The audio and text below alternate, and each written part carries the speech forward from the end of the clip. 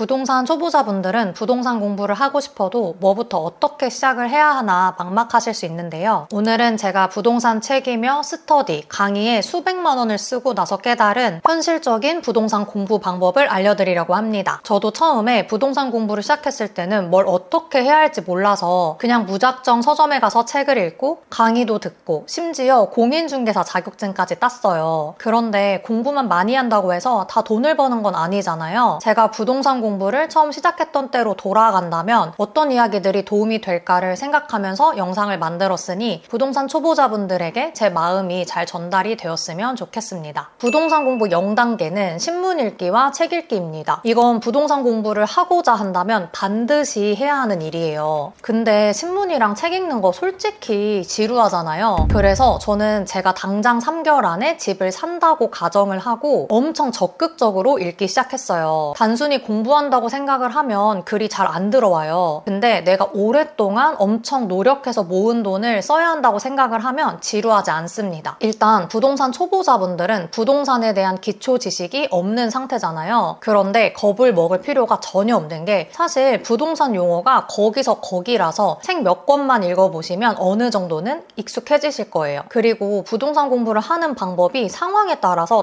달라지더라고요. 지금부터는 실거주를 위한 내 집 마련이 목표인 경우와 부동산 투자로 돈을 버는 것이 목표인 경우를 나눠서 설명을 드릴게요. 우선 내 집 마련이 목표인 경우에는 부동산 투자가 목표인 경우보다는 상대적으로 매수 시기가 덜 중요하다고 생각하는데요. 그럼 아무 때나 집을 사면 되냐? 이건 아니고 아무도 집을 사지 않을 때 최대한 싸게 사면 좋긴 하겠지만 부동산 가격이 떨어지기만을 마냥 기다리는 것보다는 가격이 약간 떨어졌을 때 매수를 하는 것이 차라리 낫다는 의미입니다. 제가 다른 영상에서도 몇 번 언급을 했었는데 1주택 실거주자는 사실 집값이 떨어지거나 횡보를 하더라도 투자자보다는 영향을 덜 받게 되거든요. 내가 이 집을 매수할 때 대출을 얼마 받았고 매달 원리금 상환액이 얼마인지가 더 중요합니다. 예를 들어서 제가 7호선 철산역 역세권 아파트인 철산 푸르지오 하늘채 아파트를 2023년 8월에 8억 5천만 원에 샀다고 해볼게요. 가격 그래프를 보시면 8개월 동안 평균 가격이 떨어졌어요. 2024년 4월에는 8억 3,500만 원에 거래가 되었는데 그러면 집을 산 사람은 어때요? 기분이 별로 안 좋겠죠? 엄청 고민해서 샀는데 가격이 사자마자 떨어지니까 내가 꼭지에서 산 건가? 불안할 수밖에 없을 거예요. 그런데 여기서 중요한 건 그래서 내 삶에 뭐가 달라졌냐는 겁니다. 예를 들어서 내가 이 집을 살 때 5억 원의 대출을 받았고 매달 원리금을 240만 원씩 갚을 수 있다는 계산을 한 다음에 산 거라면 앞으로도 계속 원리금을 부담하면서 살면 돼요. 당장 이 집을 팔 게 아니고 매달 원리금만 낼 수 있으면 내가 생활을 하는데 아무런 변화가 없기 때문입니다. 물론 집값이 떨어졌으니까 찜찜하긴 하죠. 그런데 매수할 때 충분히 집의 가치를 공부하고 따져봤다면 시간이 지남에 따라서 집값은 다시 회복하는 시기가 옵니다. 실제로 이 아파트는 현재 평균 매물 가격이 9억 2천만 원이 되었어요. 그렇다 보니까 책을 수십 권 읽고 강의도 여러 개 듣느라고 집을 사는 시기를 계속 늦추기보다는 오히려 타이밍이 왔을 때 실행을 하는 게 더 중요할 수 있습니다. 최근 3, 4년을 보면 2023년 말, 2024년 초에 집을 샀다면 집값이 오른 경우가 많을 거예요. 그때가 저점이었기 때문인데요. 그때 누군가는 집값이 더 떨어질 수 있는 위험에도 불구하고 이 정도 떨어졌으면 됐다 이런 생각으로 과감히 실행을 한 거죠. 게다가 내 집 마련이 목표라면 집을 보는 기준이 좀 더 현실적이게 됩니다. 교통이나 직주 근접뿐만 아니라 아이가 있다면 학군도 봐야 되고 만약 부모님이 육아를 도와주신다면 부모님 댁과의 거리도 중요해요. 이렇게 현실적인 조건들이 많이 들어가게 되니까 후보지가 될 만한 지역들이 생각보다 많지 않게 되더라고요. 그러면 그 지역에서 가장 인기가 많고 거래가 잘 되는 즉 누구나 살고 싶은 곳을 좋은 가격에 매수를 하면 되는 겁니다. 그래서 내 집 마련이 목표라면 부동산 책을 읽고 신문을 읽는 것은 기본이고 부동산 강의를 듣고 공부를 하면 도움이 되기는 하지만 너무 이론에만 매몰되기보다는 내가 실행을 하는데 실질적으로 도움을 받을 수 있는 컨설팅을 받아보거나 임장 스터디를 들어보는 것도 효과적일 수 있어요. 대신 컨설팅을 받을 때 아무것도 모르는 상태가 아니라 적어도 예산에 맞으면서 내가 원하는 집을 몇 군데 골라볼 수 있는 실력을 갖춘 상태여야 도움이 더 되겠죠. 임장 스터디의 경우에는 집을 볼 때 어떤 어떤 점을 중점적으로 봐야 하는지 하루 만에 배울 수 있다는 장점이 있더라고요. 저도 주기적으로 참여를 하려고 하는데 항상 만족스러웠어요. 참고로 대출에 대해서도 잘 알고 있어야 하는데요. 신용부부 전용 대출 상품 생애 최초 신생아 특례 대출을 이용할 수 있다면 금리가 낮은 정책자금 대출을 1순위로 두되 주택가격이 9억 원을 초과한다면 일반 대출을 알아봐야 할 거예요. 대출은 개인의 소득과 상황에 따라서 천차만별이기 때문에 강의나 컨설팅을 받는다고 해도 본인이 해결해야 하는 문제라서 적극적으로 알아보셔야 합니다. 이번에는 부동산 투자가 목표인 분들에게 맞는 공부 방법을 알려드릴게요. 부동산 투자는 매수 시기가 정말 중요하다고 생각해요. 상승장 끝에 여러 채를 사면 자금 계획이 심하게 꼬일 수가 있고 갭 투자의 경우에는 역전세 리스크가 있기 때문인데요. 그럼 언제가 적절한 매수 시기냐, 이걸 판단하는 능력이 결국 부동산 투자를 잘하냐 못하냐를 가릴 수 있는 지표가 되지 않을까 생각합니다. 그런데 이런 능력은 사실 하루 이틀 사이에 키울 수 있는 건 아니라서 장기적으로 공부를 해야 하는데요. 저는 주기적으로 서점에 가서 부동산 신간 도서를 살펴보고 있어요. 이러면 뭐가 좋냐면 일단 부동산 시장 분위기를 파악할 수 있습니다. 되게 재밌는 게 부동산 시장이 핫할 때는 서점이 온통 부동산 책으로 덮여 있거든요. 그런데 최근에 서점에 가보신 분들은 아시겠지만 지금은 대부분 나와 있는 책들이 주식이나 코인에 대한 책이에요. 이걸 보면 지금은 사람들이 부동산에 큰 관심이 없는 시기구나를 눈치챌 수 있고 그럼에도 불구하고 나오는 새로운 책들을 읽으면서 요즘은 어떤 투자 방법이 수익이 좋은지도 확인해 볼 수 있습니다. 그래서 저는 일부러라도 주기적으로 서점에 가려고 노력하는 편이고요. 그리고 경제신문을 계속 읽으면서 어떤 시기에 어떤 기사가 나오는지 파악하는 것도 정말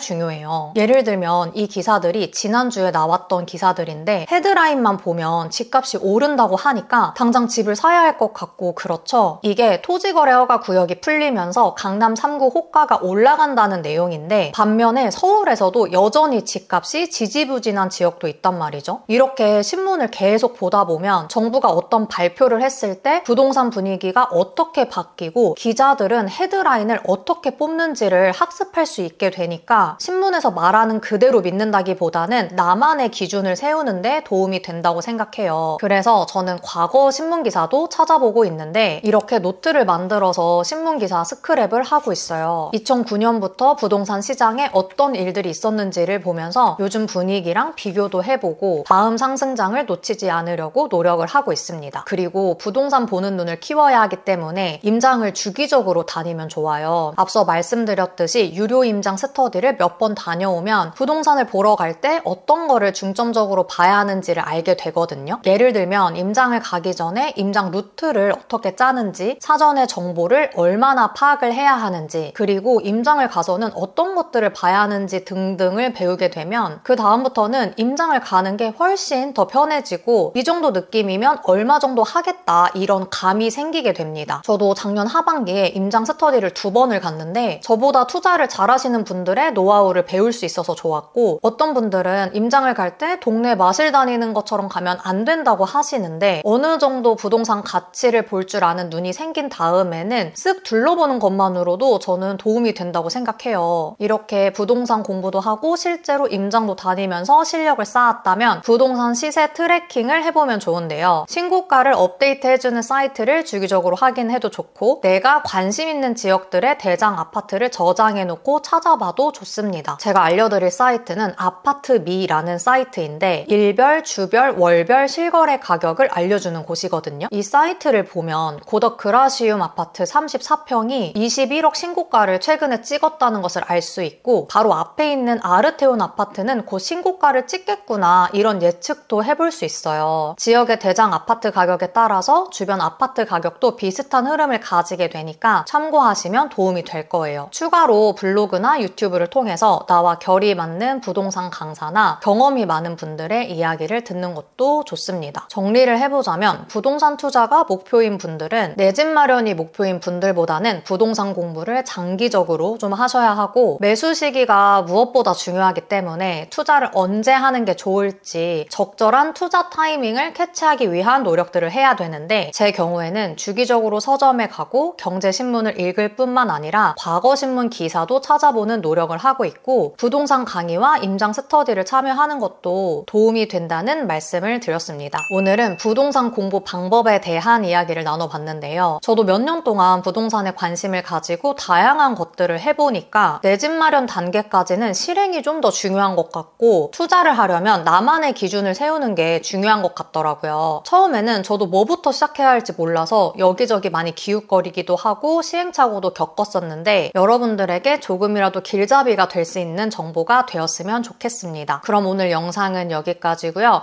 저는 다음 영상에서 뵐게요.